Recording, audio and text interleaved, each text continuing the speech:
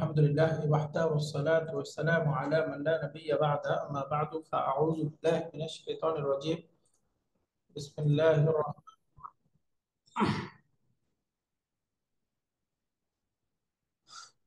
بلغ ما أنزل إليك من ربك وإن لم تفعل فما بلغت رسالته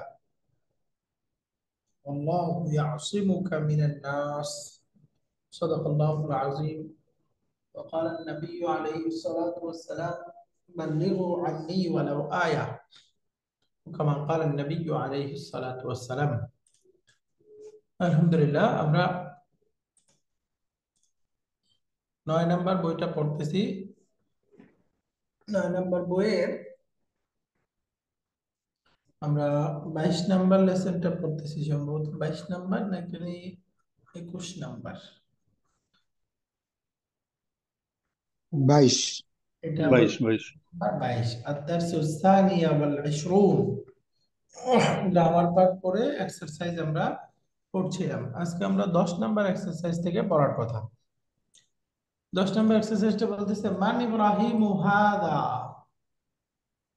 এই যে মান ইব্রাহিমু হাদা, এখানে বাক্যটা হুনা হাদা নাআতুন লি ইব্রাহিমা। এই হাদা শব্দটা ইব্রাহিম শব্দের নাআত হয়েছে, ইব্রাহিমের নাআত হয়েছে। আমরা জানি ইসমুল ইশারা কখন নাআত হবে, যদি কোনো প্রপার নাউনের মুদাফিলাই আগে হয়, পরে হয়।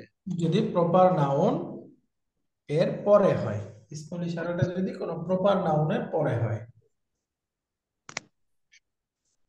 এটাকে আরো আমরা বলতে পারি যদি কোনো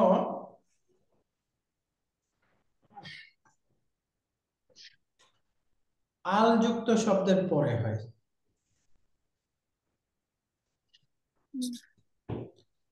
অথবা মারেফার পরে হলেই হবে, বাকি এই প্রপার নাউনের সাথে তো হাদার আগে ব্যবহার করা যায় না, এই জন্য এই প্রপার নাউনের ক্ষেত্রে বিশেষত, বাকি অন্যগুলোর সাথে ব্যবহার করা যায়, এই জন্য ওইগুলোর ক্ষেত্রে হবে না। তাহলে আমরা মনে রাখবো যদি ইসমুল ইশারাটা প্রপার নাউনের পরে আসে তখন তারকিবে এরাব হিসেবে এটাকে নাত ধরতে হবে তার পূর্বেরটার।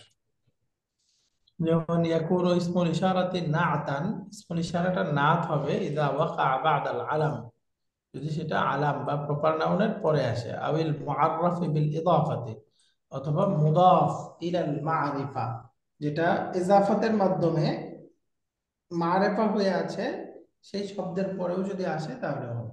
অর্থাৎ ইজাফাতের মাধ্যমে মারেফা হয় কে? মুদাফ, তাই না? এই মুদাফের পরেও যদি আসে ইসমুল ইশারাটা যেটা ইজাফাতের মাধ্যমে ডেফিনেট হয়েছে, তাহলে সেক্ষেত্রেও এটা নাত হিসাবে তারকিব হবে। নাত হিসাবে তারকিব হবে দুই অবস্থায়, এক হচ্ছে আলাম প্রপার নাউনের পরে আসলে, আর একটা হলো মুদাফ, যেটা মুদাফ হওয়ার কারণে মারিফা হয়েছে তারপরে।